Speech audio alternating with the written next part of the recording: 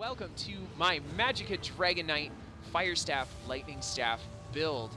This is a high damage single target burst build, as well as having a lot of high damage AoE pressure on it as well. This is just an incredibly high damage DK build. You don't have a lot of sustain, but a big part of this build is playing really heavy on those heavy attacks. Lots of heavy attacks in this build. As you can see here, we've got a nice big max Magicka pool, decent amount of health, and a good amount of stamina as well. I am not in PvP right now, guys. I'm filming this video during the time that the No CP event is going on, so I'm going to do this video outside of PvP so I can show you the champion points, etc. that I'm running here. So you can see that I am a Dark Elf Dragon Knight. This is a Magicka-based build, and it is a Dragon Knight. I would recommend Dark Elf as the #1 slot for this build, and then #2, I would recommend High Elf, #3 coming in with Breton. I've got quite a bit of spell damage, coming up to just about 2,500 unbuffed, 41%, almost 42% spell crit. I do have Mage Light on this bar, so that is buffed. Decent amount of spell and physical resistances. We don't actually use any buffs for this build. The primary way you're going to stay alive on this build is by using your damage shield, so that's why we've got that high max Magicka value as well. So the boon that we're running for this build is the Apprentice, giving me 222 spell damage. I do have quite a bit of Divines on. I am a werewolf, but it is not needed for this build at all, guys. This is just how my character is. And then finally, the food that we use for this build is increase all your primary stats, your max Magicka, your max health, and your max stamina. Of course, we're a Dragon Knight. Dragon Knight does so great if you can have high max stat pools for that resource to get returned when you use your ultimates. So you want to have the high max stat pools on the DK. And then finally, for the potions for this build, guys, you can use tripods. They're really great. Use any potion that gives you max Magicka back, and if you want, you can use a potion that gives you the spell critical bonus, so you have it on your lightning staff as well. But you can actually play this build with just plain old Magicka pots. I would recommend tripods if you want to see the best return out of it for this build, though. So let's take a look at the gear, guys. We've got a 2-piece Slime Craw to start. This is the best in-slot damage set for this build, I think. Good option here would also be Valkynscoria, but I do not run a lot of damage over time, so I think Slime Craw is the best bet to go. That 8% bonus to your max damage means that you're going to whip out some really powerful heavy attacks and really powerful abilities on this build. The next sets that we've got on is a 4-piece Martial Knowledge. This is going to give us our max Magicka and our spell damages. And then finally, our 5-piece is, you could have guessed it, Elegance. Increase your light and heavy attack damage by 20%. And you can see here that I've got the Elegant staves as well as the rings and the boots. The Martial Knowledge staves are going to be a lot cheaper. I just had the Elegant ones laying around, so I ended up using those. But if you're going to try to buy this gear for yourself, I would recommend get the Martial Knowledge weapons and just get the Elegance in the gear and necklaces to save you some money. The enchants that we have on our necklaces here are all spell damage, just to increase that outgoing damage. All of our gear here is either infused or divines. So we see we got divines, infused, divines, divines, divines, divines. We got 5 divines on, and 1 sturdy. This is just because that was the Slime Craw pauldron I had. Of course, this is going to be a 5-1-1, 5 light armor, 1 medium armor, and 1 heavy armor. Everything enchanted with max Magicka.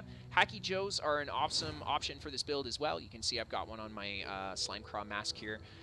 Boosting up that max stat definitely doesn't hurt, and you get a lot of bonus damage just from the sets that we're wearing and the abilities that we use. It's not such a huge deal if your max Magicka starts to go down a little bit. You're still going to hit really hard on this build. Alright guys, let's move on to the skills that we're using on this build. We're going to start on our Fire Staff here. The first ability on our bar, of course, Empowering Chains. This is going to be your gap closer. Now, the beauty of this gap closer is you can actually use it while you're immobilized as well, because it is a pull. Not only that, but when you use it, it's going to give you Empower, increasing the damage of your next attack by a further 20%. So the reason I've got this ability here, of course, is because sometimes, especially in PvP, you just need a gap closer. Not only is this a good gap closer, but even if you are fighting a target at close range, you can use this ability to give yourself a 6-second major expedition buff to increase your movement speed. So Empowering Chains, great utility skill for our front bar here. The next ability on the bar is Inner Light. This is going to be a pull to pull things out of stealth. It's going to be another form of Empower, so we'll be able to empower heavy attacks with this ability as well, and we won't need to attack a target to get that Empower to go off with this ability too. And then finally, slotting this ability is going to increase my Magicka by 5%, as well as increase my spell critical by 10%. So the reason that I've got this slotted on the Fire Staff is so that I have the best chance of landing a crit and the most amount of damage with that single target Fire Staff heavy attack. The next ability on my bar is Dampen Magic. I went with Dampen because it is a massive damage shield. We have about 40k Magicka, so we can really take advantage of that big damage shield. On top of it, guys, I've got Dampen on this bar because we have Inner Light slotted, increasing that max Magicka. As you guys know, most damage shields that cost magic will scale directly off of only your maximum Magicka. So that's why we've got this on our Inner Light bar. Finally, the next ability we've got on the bar, guys, is Stone Giant. Now, this is your primary offensive single target skill for this build. This is such a powerful ranged stun. It's got a 5,854 tooltip. You deal 100% bonus damage if you stun the target. So if you hit a target with a fully charged Fire Staff heavy attack and you follow it with a Stone Giant, you can very easily one-shot a squishy player with that simple combo there. Stone Giant's such an amazing ability for this build. Not only is it going to be your primary stun and deal a lot of damage, but on top of it, it'll give you a little bit of bonus to your physical resistance. That's not really a huge deal for the build, but it is a nice little effect, I guess, so we can't say no to it. The next ability on the build, guys, is Dragonfire Scale. We've got scales, of course, for that Reflect. Reflect is so invaluable in PvP. I went for the Dragonfire Scale morph to increase the damage of my reflected projectiles, simply because if I can catch someone dropping a combo on me, I will be able to make them nuke themselves with this ability. So that's why we've got Dragonfire Scale here. So let's move on to the ultimate on this bar. We have got Firestorm. So I actually don't have this DK like fully leveled up. I still have to get 10 Mages Guild, and I still have to finish morphing my ultimate here. But that being said, Firestorm is a fantastic ultimate. When I morph this, I will not be morphing it to Eye of the Flame. I'll actually be morphing it to Fiery Rage, the one that is still an AoE effect that you drop on the ground at a location somewhere near you, not the one that sticks to you. And the reason I'm going to go with the dropped effect one is because we've got the Lightning Staff on. What this allows me to do is be in a location like high up in a keep. I can drop the Firestorm. Oh, I just jumped off. I can drop the Firestorm somewhere further down like so, and then what I can do is channel Lightning Heavies in that Firestorm from a distance away and deal a ton of AoE damage without actually having to go close to the targets. Of course, if you got range pressure on you, you can use the wings to prevent yourself from getting hit by too many projectiles. Okay, guys, so let's check out the Lightning Staff. So, as you guys know, a few changes were made with the Destruction Staves this patch. One of them is the Ancient Knowledge. Flame Staves will increase your damage done with single target abilities by 8%, whereas a Lightning Staff will increase your damage done with Area of Effect abilities by 8%. So we do have Fiery Rage on, or Fiery Storm on this, on our single target bar. That's not really a big deal though, because what we can do is drop the Storm, and once we swap to the Lightning Staff, we'll be getting that bonus AoE damage off of the Storm. As you can see here, I have slotted a ton of AoE on this bar. The Lightning Heavy attack itself counts as an AoE as well. So let's go through it. The first ability here is Burning Talons. This is a fantastic AoE and damage over time ability, and a great way to just put up a lot of pressure and a lot of control on the players around you. So this is a fantastic ability for DK. AoE immobilize, damage, and dot. Can't say no to that. Not only that, but an ally can actually synergize this ability to deal a big burst of AoE damage as well. The next ability we got on the bar is Draw Essence. This is a fantastic self-heal when you're outnumbered. Not only is it a great self-heal when you're outnumbered, but it will actually deal a huge amount of burst damage on top of it, as well as healing yourself. The next ability on the bar, guys, is Blockade of Storms. Now, this is a great ground-based AoE ability. I went with Blockade to increase the size of it because we don't have any real snares or anything. All we've really got is Talons. Talons, of course, will snare an enemy if you hit it due to it being a Draconic or an Ardent Flame ability. It will cause the snare off of Warmth here. The big thing with Blockade of Storms is that it's going to set all of your enemies off balance when they stand in it. And setting an enemy off balance is ultimately going to increase the damage that you do to them. So a good combination with these AoEs is to start with the Talons, Go for the Draw Essence as you move away from whatever you just talent, and then follow it with a Blockade of Storms. And they're going to take a lot of AoE pressure if you can do that to a group of players or whatever you're attacking. Finally, guys, the next ability on the bar, as you could have guessed, Molten Armaments. Your own damage with fully charged heavy attacks is increased by 40%. Also grants me Major Sorcery, increasing my spell damage by 20%. And this is a 40-second buff. This is the only buff that we use on this DK. The only ability that is not a combat ability that we will be casting to buff ourselves is Molten Armaments. Such an important ability for this build. Between this and just Elegance, we have a 60% bonus damage to our heavy attacks. And once we get into the CP, you'll see that we've got another 20% heavy attack bonus going on top of that. So this is an incredibly powerful buff. Great all around for this build. And then finally, guys, we've got Coagulating Blood. This is the new heal that ZeniMax gave DKs. This one will scale off of your maximum Magicka and your spell damage. Not only that, but it'll grant you Major Fortitude, increasing your health recovery. That's not really a big deal for this build, but what makes this so great is we get that 7k flat heal, increasing by up to 33% based on your missing health. Fantastic heal for the Magicka DK, guys. Due to this heal, I am actually able to run Destro. Prior to this, it would have been very hard to run a Destro DK and find the healing power that you need for this build. And then finally, guys, the last ability that we've got here is Ferocious Leap with that super mean AoE leap damage. This is a fantastic ultimate. You can use it as a gap closer. You can use it as an AoE stun. You can use it to get a massive 126% of your max health in a damage shield. Of course, that will be halved in PvP. Still a 60% max health damage shield. Absolutely fantastic ability for the DK. And of course, finally, we have this slotted on our Lightning Staff, due to the Lightning Staff giving an 8% bonus to our AoE damage. Something else to take into mind here is that the Lightning Staff is our sharpened weapon, whereas we have an Elegant Flame Staff as our infused weapon. The reason I went with infused on the Flame Staff is because you're going to bust out a lot of those single target heavy attacks, and what that's going to do is really buff up your damage. And then when you swap out to the Lightning Staff, you get that really powerful leap, and you get that really powerful AoE damage as well. With the infused staff, you're still going to hit 40k plus heavy attacks on mobs with this thing, 20k plus heavy attacks on players. So you still do an absolute insane amount of damage with this infused staff. Okay, guys, let's take a look at our champion tree. We're going to start in the green tree, our sustain tree. So 89 in Magician, reduce the Magicka cost of spells by 14.9%. Like I said, we do not have a lot of sustain on this build, so it's very important that you invest a lot into Magician. We got 3 in Sprinter, 3 into Bashing Focus. You're going to sprint and you're going to bash. We don't have any stamina abilities, so nothing in Warlord. In the Lover tree, 15 in Tenacity, 15 in Arcanist. Ultimately, you could put more in Tenacity if you want, but if you want to put more in Tenacity, I'd recommend taking it out of Magician, just to return that heavy attack resource off of your heavies. But it's totally up to you if you want to do that or not. I think the best way to do this is to maintain the high amount of points in Magician, just because sometimes you don't get the chance to get off a full heavy attack in PvP.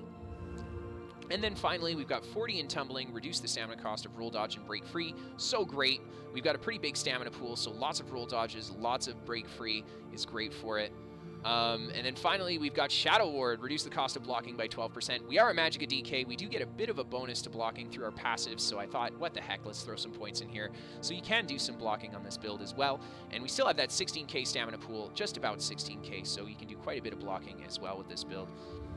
So let's look at the blue tree here. We've got 100 in Elemental Expert, increasing the Flame Frost shock and magic damage by 25%. We dumped heavily into Elemental Expert, very little into Spell Erosion and Elfborn, simply because you're going to hit a lot of damage shields in PvP, and they don't take any mitigation. They take 0 mitigation, so you're going to hit a damage shield at full strength, meaning that the best way to attack any variety of targets is to invest heavily in Elemental Expert for PvP. It'll just give you the best bonus against the most amount of targets. The big important passive we have here is Spell Precision, increase your spell critical rating by 12%. And then finally, Arcane Well is still there too. It's kind of a cool passive, but the practicality of it, especially in PvP, not so much. Arcane Well can be really great if you wipe like a lot of players in a small location. or if they go down, Arcane Well could give you a ton of Magicka back, but for the most part, I don't really see much from it. The big whole point of putting the points in here is to get that Elemental Expert. So let's move on to the Atronach tree. We have 75 in Staff Expert, 20% bonus damage to our light and heavy attacks, and that is it. 75 is an important value to reach here. Light and heavy attacks deal 5% more damage to enemies below 25% health. Due to our lightning staff being a channeled heavy attack, you're often going to use it to finish off a target because they're going to try to dodge roll or whatever, and you'll be able to hit them through those abilities with your channeled attack. So having this Butcher passive is very important. It'll increase the damage that your lightning staff will do to those targets who are trying to get away from you while they're dying. And then finally, we've got 0 in the ritual. Nothing important here, guys. We're not using any physical abilities. We don't have a lot of damage over time, so we invested nothing into Thaumaturge either. And let's move on to that red tree. We've got 5 in spell shield, and 15 in resistant to increase that critical resistance. And we get invigorating bash, 20% chance to restore health when you bash an enemy. This is just some points here to bulk us up a little bit. Moving on to the next tree, 30 in Hardy, 30 in Elemental Defender. So this is a 10% reduced incoming damage from physical and then, of course, magical attacks. And then 15 in Thick Skin, 6.5% reduced incoming damage from damage over time abilities.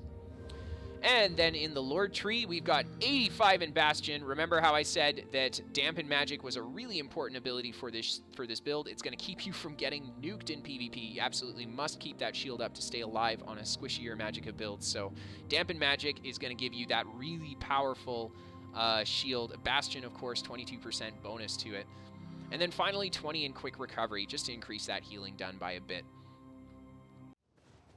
Alright guys, let's get to that PvP commentary. So, we're going to start off here with just a super brutal 21k heavy attack off the horse. Good fight to that guy. This sword comes up here, shields down, I do a quick heavy attack into Stone Giant, and then another fire heavy attack, swap to the lightning staff for a lightning heavy attack. You're going to see a lot of just heavy attack cancel swapping on this build, and that's a big part of how you play it. A big part of how you're going to nuke at a distance for free is that heavy attack swap cancel. There you see it. You saw the first heavy into the Stone Giant, and then the second partial charged heavy into the lightning heavy attack to finish him off. And these guys here go behind this rock. Of course, I'm just going to keep my shield up and make sure that if they're going to jump me, I'm ready. They do decide to jump me. I go for a shield again, drop the fire alt. I go for the talons right away and an inhale off on them. And then, of course, I go for some lightning heavy attacks as they're trying to roll away. This guy here heals himself a bit, but he's not managed to get away. And then this last Nightblade here goes into stealth, and that is it. So let's move on to the next clip here. This is a bit of a solo clip that I had, just playing by myself on the DK.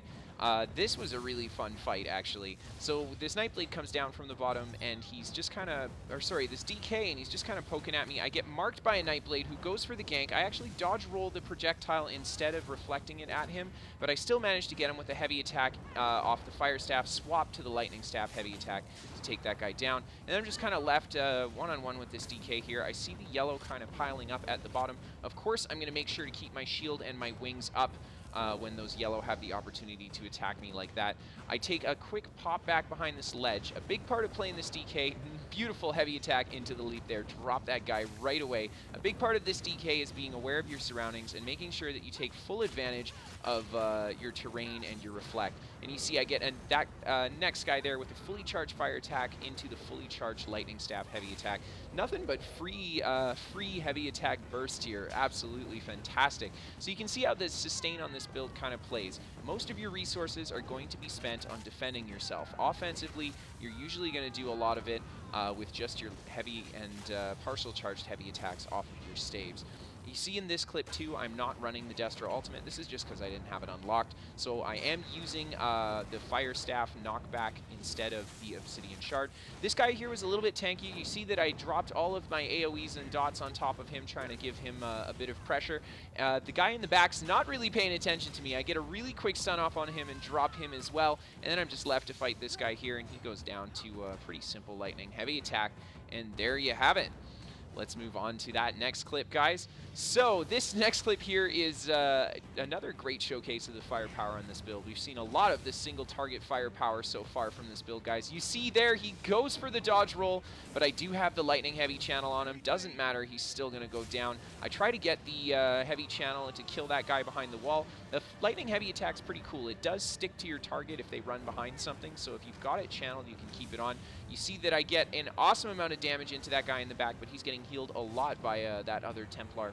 So me and the other EP player are just kind of left here. I know there's a lot of AD behind this thing, so I'm going to be very careful not to overextend. I want to make sure that I pull them in numbers that I can actually deal with. And we see here that they're starting to peek their heads around the corner. We got 3 guys showing up. I do a heavy attack into the Obsidian Fist. I try to leap into that guy, but I end up missing my leap and hitting the guy in front of me. First thing I'm going to do is roll in Talons, just to make sure that we can hold them still for a little bit. The other EP jumps in there. Thankfully, he's fairly tanky, and he manages to pull out as well. And I'm, of course, keeping my Reflect up here as I'm backing away. None of them are closing the gap into me, and as long as I have that Reflect up, I'm going to remain relatively immune to their ranged attacks, and I can just keep bombarding them with my Fire Staff at a distance here.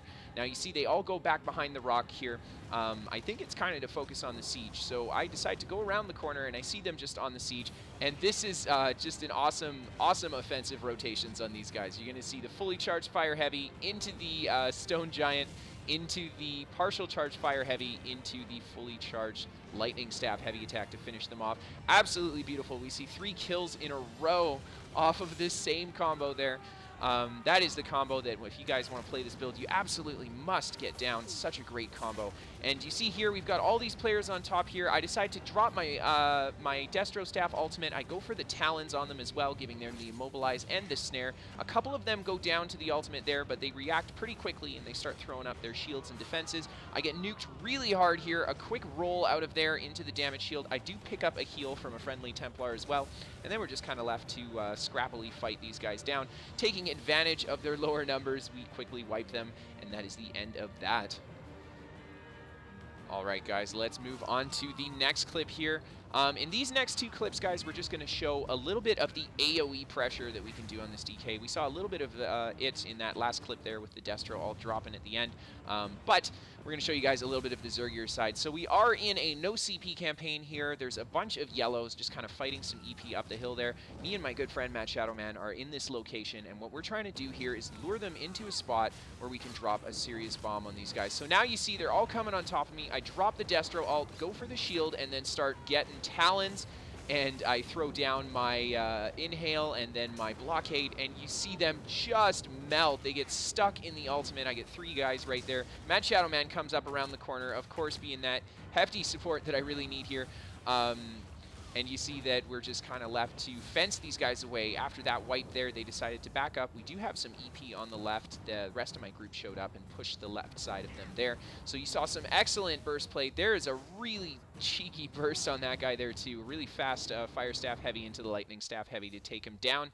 And now let's move on to the next clip. This is the same kind of deal here. We're in the no CP campaign.